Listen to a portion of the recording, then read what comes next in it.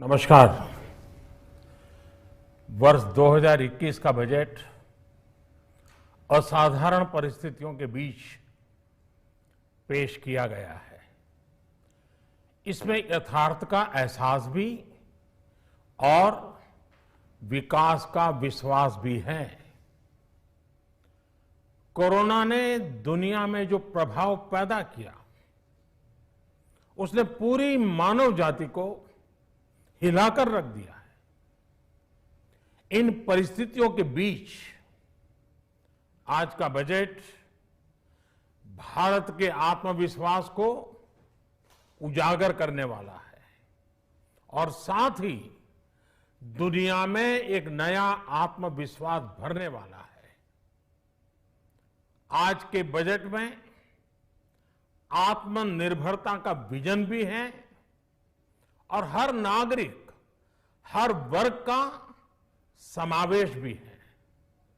हम इस बजट में जिन सिद्धांतों को लेकर चले हैं वो हैं ग्रोथ के लिए नए अवसरों, नई संभावनाओं का विस्तार करना, युवाओं के लिए नए अवसरों का निर्माण करना, मानव संसाधन को एक नया आयाम देना, इंफ्रास्ट्रक्चर निर्माण के लिए नए नए क्षेत्रों को विकसित करना, आधुनिकता की तरफ आगे बढ़ना, नए सुधार लाना।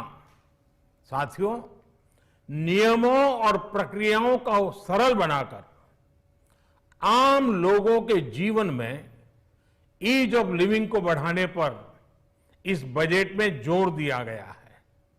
ये बजट इंडिविजुअल्स, इन्वेस्टर्स, इंडस्ट्री और साथ ही इंफ्रास्ट्रक्चर सेक्टर में बहुत सकारात्मक बदलाव लाएगा। मैं इसके लिए देश की वित्त मंत्री निर्मला जी को और उनके साथी मंत्री अनुराग जी और उनकी टीम को बहुत बहुत बधाई देता हूं।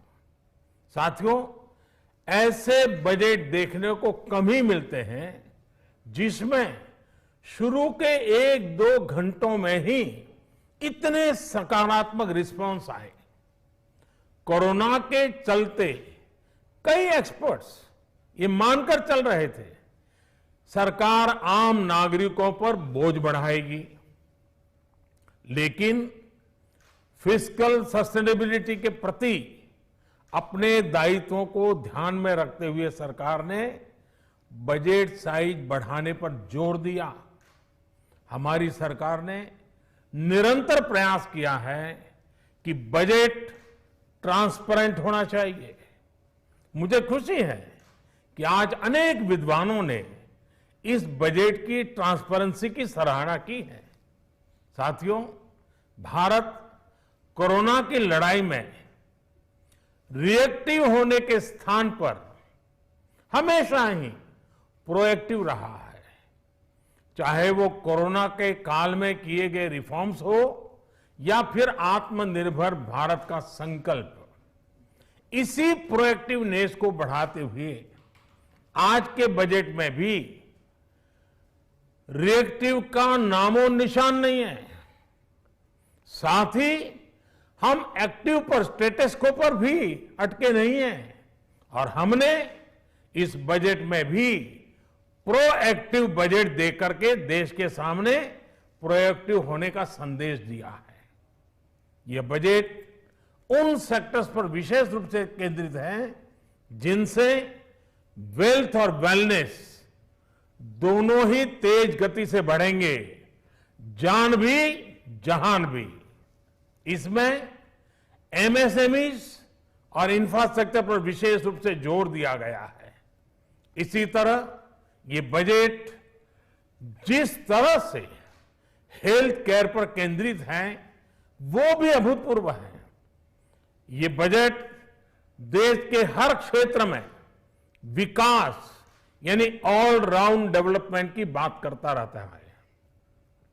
खास तौर पर मुझे खुशी है कि इस बजट में दक्षिण के हमारे राज्य, पूर्वोत्तर के हमारे राज्य और उत्तर में लेह लद्दाख जैसे क्षेत्रों में विकास पर विशेष ध्यान दिया है। ये बजट भारत के कोस्टल स्टेट्स जैसे तमिलनाडु, केरल, पश्चिम बंगाल, इनको एक बिजनेस पावर हाउस बनाने की दिशा में एक बड़ा कदम उठाए। नॉर्थ ईस्ट के राज्य जैसे असम के अनएक्सप्लोर्ड पोटेंशियल को टैप करने में बजट बहुत बड़ी मदद करेगा। इस बजट में जिस तरह से रिसर्च एंड इनोवेशन इकोसिस्टम पर बल दिया गया है, जो प्रावधान किए गए हैं, उनसे हमारे युवाओं को ताकत मिलेगी। भारत उज्जवल भविष्य के लिए बहुत ठोस कदम रखेगा। साथियों, देश के सामान्य मानवी का, महिलाओं का जीवन आसान बनाने के लिए उनके स्वास्थ्य, स्वच्छता, पोषण, शुद्ध जल और अवसरों की समानता, इस पर इस बजट में विशेष बल दिया गया है। बजट में इंफ्रास्ट्रक्चर पर खर्च में अभूतपूर्व वृद्धि के साथ साथ कई व्यवस्थागत सुधार किए गए हैं, जिसका बहुत बड़ा फायदा देश में ग्रोथ और जॉब क्रिएशन, रोजगार के लिए बहुत लाभ होगा। देश में एग्रीकल्चर सेक्टर को मजबूती देने के लिए, किसानों की आय बढ़ाने के लिए इस पर बजट में बहुत जोर दिया गया है। कई प्रावधान किए गए हैं। एग्रीकल्चर सेक्टर में किसानों को और आसानी से और ज्यादा ऋण मिल सकेगा। देश की मंडियों को यानी एपीएमसी को और मजबूत करने के लिए, सशक्त करने के लिए एग्रीकल्चर इंफ्रास्ट्रक्चर फंड से मदद का प्रावधान किया गया है। ये सब निर्णय ये दिखाते हैं कि इस बजट के दिल में गांव है, हमारे किसान है।